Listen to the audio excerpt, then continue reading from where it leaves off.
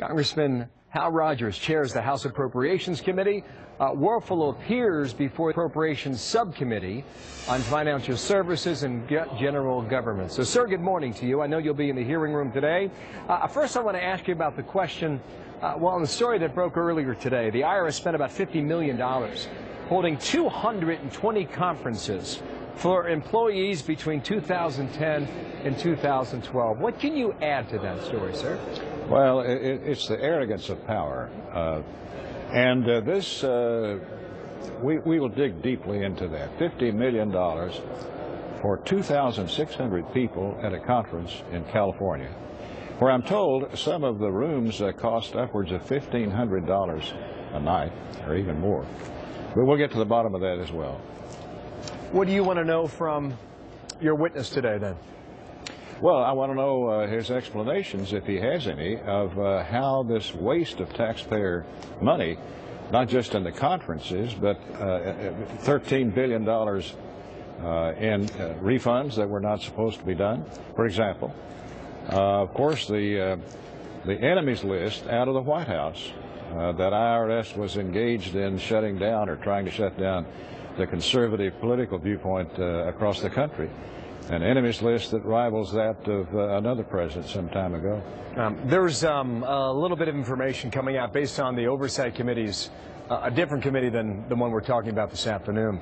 They carried out a few interviews with some of the quote-unquote rogue agents in Cincinnati, Ohio.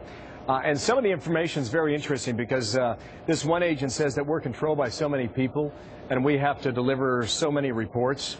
Quoting now, and on the screen, I still hear people saying we were low-level employees, so we were lower than dirt, according to people in D.C., so take it for what it is. They were basically throwing us underneath the bus.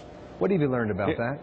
Well, those interviews that Alyssa and the other committee has been exploring clearly point out that the instructions on who to target and how to target were coming from Washington without any debate, and that is a subject of that we will delve into quite thoroughly. There is a bit of pushback, too, from Democrats in Washington saying that some of these groups that did file for these nonprofit status did appear to have political aims and goals. Have you found that to be the case? I've not been involved, of course, in those applications. But how do you determine whether somebody's doing something for political purposes or for charitable purposes? And of course, organizations can and often do both. So that's not illegal. It's not even improper. Yeah, what do you think Danny Werfel is up against today when he sits down with your committee? I expect he's going to expect it to be a hot seat, and it will be. He came out of the Office of Management and Budget, not from the IRS, so I'm guessing he's going to say that he doesn't know a lot about this.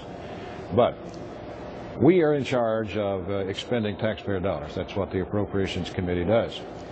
We have substantial information about incredible waste and the improper activities of that agency, and we will, among other things, probably have to put them in a straitjacket and make their funding conditional on them complying with the requests of the Congress. 3 o'clock Eastern Time, we will be there. Hal Rogers, thank you. Republican from Kentucky will be watching. Thank you, sir. Thank you.